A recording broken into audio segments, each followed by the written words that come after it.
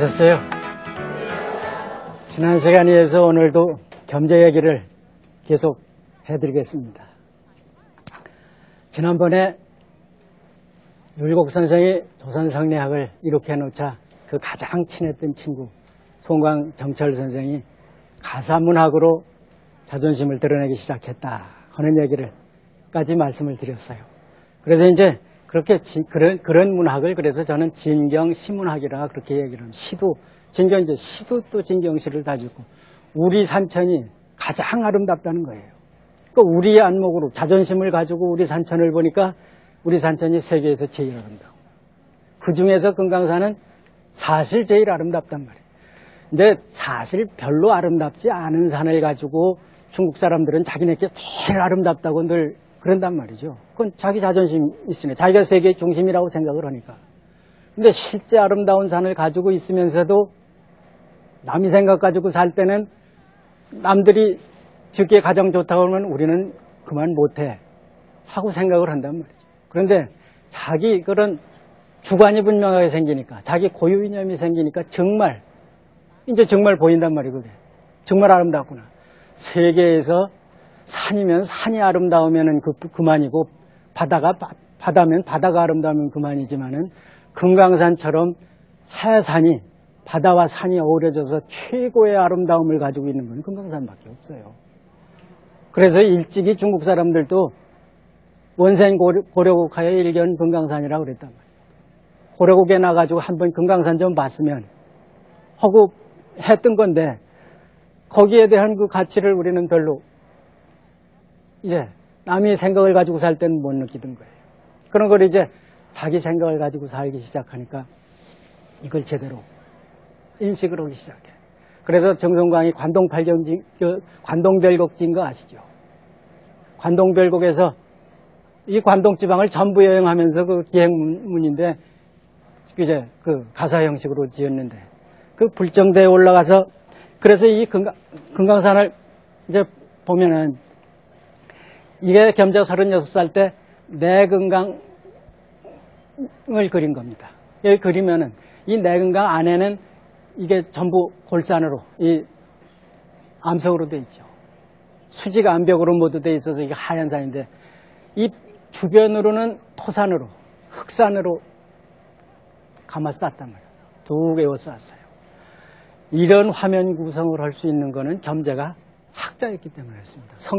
조선 성리학자였기 때문에 율곡 학파에 속하는 조선 성리학자였기 때문에 주역 이론에 아주 달통을 해요.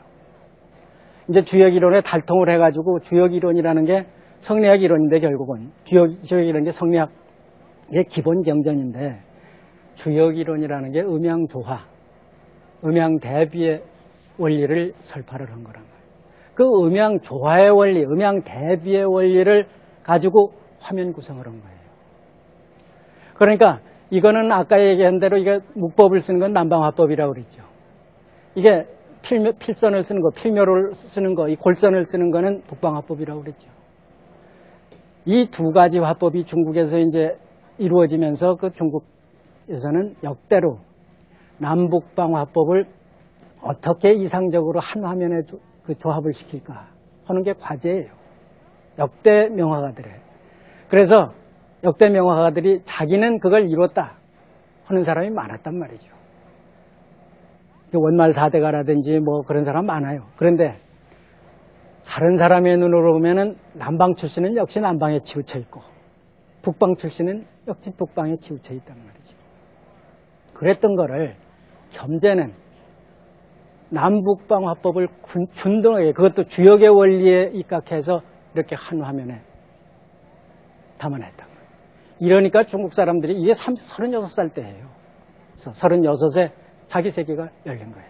이게 주역 공부를 달통했기 때문에 그래요. 그래서 이런 그림을 이제 그리는데 이게 그래서 이거 백천교에서 이제 이 외금강 백천교입니다. 이게. 그래서 고성으로 나가는 장면 그림을 그리는데 여기 보면은 이게 선비들이 쭉 표현이 돼요. 그래서 선비가 여러분들 강의한 그림 봤을 땐 중국 사람 이상한 상투 들고 있었죠. 여기서는 갓 쓰고 도포 입은 당시의 우리들의 모습, 우리 선비의 모습이 그대로 표현이 되고 있어요. 자기 모습이 이제 자랑스러운 거예요.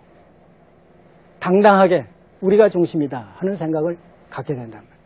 그래서 이게 36살 때 이렇게 됐는데 왜 이제 이런 현상이 일어나느냐. 과거에는 중국 이념을 가지고 살았기 때문에 중국이 중심이라는 생각을 떨쳐버릴 수가 없어요. 그래서 중국이 인정을 해줘도 중국 다음이다. 그래서 중국은 중하고 우리는 소중하다 하면 우리가 거기도 만족하고 조선 전기까지는 살았거든. 근데 이 시기에 와가지고는 중국 대륙이 변해요. 여진족이 중국을 차지하고 들어가서 그 풍속을 다 여진풍으로 바꿔놓고 이러거든. 그러니까 이때 우리 선비들은 무슨 생각을 했냐면 병자호란 때 여진한테 우리가 당하긴 당했지만 당했기 때문에 더 그랬어요. 우리 민족은 이게 건드려 넘을 이 압박하면은 더 일어납니다. 그때 당한 그 수모를 생각하면서 더 중화의 전통은 우리는 잃지 않는다. 그래서 여진이 청나라가 우리한테 몇 번 이 변발 호복을 해라, 자기네 풍속대로 해라 강요를 했지만 우리가 안 들었어요. 정말 또 한 번 싸울까 하고 안 들었어요. 그래서 우리 풍속은 못 고쳐놨죠. 더 성리학의 이념에 철저한 조선 성리학 이념으로 우리가 사니까 그때 사대부들이 어떻게 끌고 갔냐면은 중화 문화의 전통은 이미 중국 대륙에서는 사라져버렸다. 땅덩어리는 여진이 차지했지만은 중화 문화의 전통은 조선이 계승을 한다. 그래서 조선이 바로 이제는 중화다. 세계 문화의 중심지는 조선이다 이렇게 생각을 했다. 그러니까 당당하게 거기다가 우리 당당한 조선 성리학 이념이 있죠. 그 이념을 바탕으로 해서 당당하게 우리 모습을 표현하기 시작. 그래가지고 이제 이런 그림들을 그리는데 그 겸재가 숙종 2년에 탄생한다고 그랬는데 이 영조대왕이 이 겸재하고는 아주 밀접한 관계가 있는 분입니다. 겸재의 진경산수화를 화풍을 완성시키는데 절대적인 영향을 미쳐요. 근데 영조는 태어날 때부터 이 겸재하고 아주 긴밀한 관계가 있어요. 여러분들 사극을 통해서 이 영조대왕이 어떻게 탄생한지는 대강 짐작하죠. 이 숙빈 최씨 소생인데 숙빈 최씨가 무술이 출신이란 말이에요. 그래서 아주 한미한 집안 출신인데